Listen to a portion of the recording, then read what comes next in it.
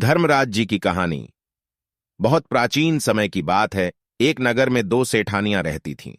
बड़ी सेठानी के घर में बहुत धन था, लेकिन वह कंजूस थी। छोटी सेठानी के घर में धन कम था, लेकिन वह मन से बहुत दयालु और मददगार थी। वह स्वयं को धर्म के कार्य करने और लोगों की मदद करने में लगाए रखती थी।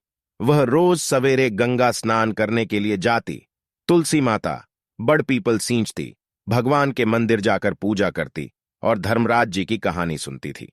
जबकि बड़ी सेठानी यह सब देखकर हंसती थी और कहती थी कि पता नहीं दिन भर क्या फालतू काम करती रहती हैं। ऐसा करते करते दिन बीतने लगे और सेठानियां वृद्ध हो गईं। तब भगवान के घर से बुलावा आया।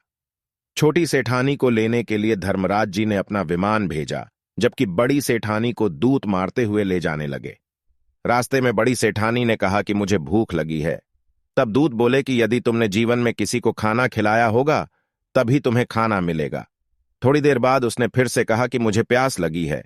तब दूत बोले कि यदि तुमने जीवन में किसी को पानी पिलाया होगा तभी तुम्हें पानी नसीब होगा। रास्ते में उसके कांटे चुभने लगे और तेज गर्मी पड़ने लगी, लेकिन दूत उसे घसीटते हुए ले गए। अब बड़ी सेठानी बहुत पछताने लगी कि मेरे पास सब कुछ होते हुए भी दान धर्म नहीं किया।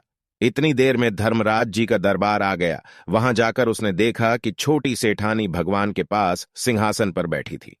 उधर बड़ी सेठानी को तपते हुए कुंड में डाल दिया गया। तब बड़ी सेठानी बोली कि मुझे 1.25 का समय दीजिए, मैं वापस आकर दंड भोग लूंगी। धर्मराज बोले, ठीक है। बड़ी सेठानी के शरीर में वापस प्राण डाल दिए गए। धरती पर आते ही उसने पंडितों को बुलाकर धर्मराज जी की कहानी सुनी और सब तरह के दान धर्म किए। इतने में समय पूरा हो गया। अब की बार बड़ी सेठानी को लेने धर्मराज जी का विमान आया। 1.25 के दान धर्म और धर्मराज जी की कहानी सुनने से बड़ी सेठानी को स्वर्ग की प्राप्ति हुई। धर्मराज जी ने जैसी कृपा सेठानी पर की वैसी सब पर करना।